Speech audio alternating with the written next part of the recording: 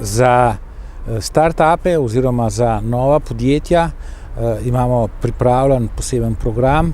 Ta vključuje tako imenovane davčne počitnice v prvih letih poslovanja. Z drugimi besedami to pomeni, da nova podjetja, start-up podjetja ne bodo plačevala davka od dohodkov pravnih oseb v prvih 3 letih poslovanja.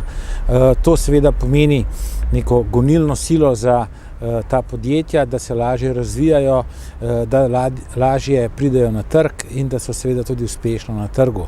Poleg tega bomo zmanjšali dohodnino predvsem za tiste, ki ustvarjajo v podjetju največjo dodano vrednost ali pa višjo dodano vrednost, kar z drugimi besedami pomeni, da bodo plače manj obdavčene in bo zaradi tega posamezniku ostalo več, predvsem mladim bo ostalo več, višji neto dohodki in seveda to zagotavlja tudi večjo perspektivo, da bodo uspešno poslovali v Sloveniji.